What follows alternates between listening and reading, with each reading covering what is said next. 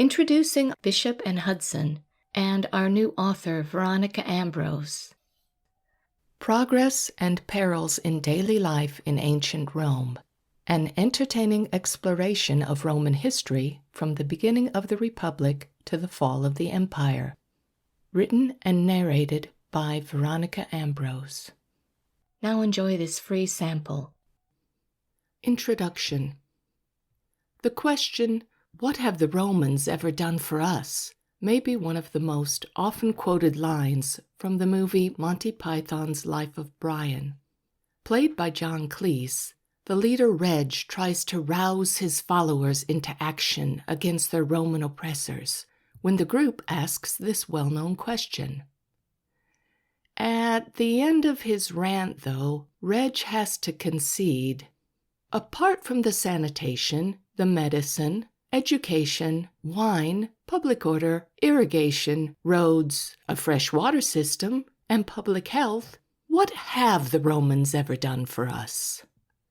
The satire in the movie, not to mention the complete ludicrous tone of this particular dialogue, make it clear that there was great progress in many areas of life in ancient Roman times. Medical knowledge was quite advanced for its time, and the ancient Romans really did make improvements in many areas of human life. They're known for developing public water and sewage systems, for their use of aqueducts, and for erecting a huge drainage system called the Cloaca Maxima. And as Roman rule spread to the edge of the European continent and beyond over the centuries, it brought with it government, public improvements, and, well, just plain good old civilization. If you're a fan of all things related to our great toga-wearing ancestors, you probably already know that the ancient city of Rome was established in 753 BC. The Roman kingdom existed from that time until 509 BC, when the last king was overthrown and the Roman Republic was established. The Republic had its ups and downs through the centuries, but it came to an end between 31 and 27 BC when the ruler Octavian rose to prominence and gained the title Augustus. This transition marked the end of the Roman Republic and established the beginning of the Roman Empire. So we give all of this information as background. When we refer to the Roman Empire in this book, we're going to be talking about the later days of ancient Rome, when things were more developed. From 27 BC, when Caesar Augustus came into power, until 476 AD, when the last Roman emperor, Romulus Augustulus, was deposed and the empire fell. In total, then, we're going to be describing the period from 753 BC to around 1200 years later, when Roman rule had ended. We're going to have an entertaining and sometimes irreverent look at all the progress made in Roman sanitation, medicine, education, wine, public order, irrigation, roads, the fresh water system, and public health in this book, as well as looking at some of the perils or downsides of these advances in civilization. So, let's start off with a look at one of the most essential aspects of Roman civilization: the toilet. Chapter 1. Latrines. If the truth be told, Roman toilets were actually a bit disgusting. Water didn't run directly into most households, so the Romans built a system of toilets starting during the time of the Roman Republic in the 2nd century BC. Interestingly, the Romans called these public toilets rooms of easement. Now, the word easement in this expression is normally understood to refer to the convenience or ease of access to the toilet, rather than in the sense of easing or relieving oneself. And while the toilets were convenient, they were definitely not as private and comfortable as they are for us nowadays.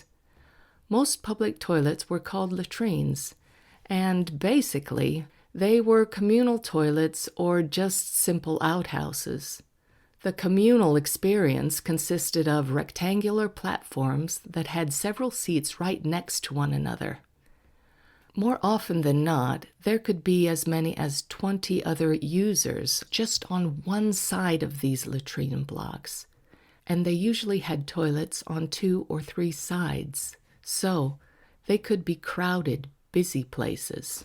And forget about 5-foot-high cubicles like we have in modern restrooms and public toilets. There were occasionally small privacy partitions in some communal toilets in those days, but most of them simply went without this extravagance. And these communal latrine rooms were often shared by users of any gender. The toilets themselves were considered very advanced for their time, though. The toilet seats were handcrafted by carving openings in slabs of stone.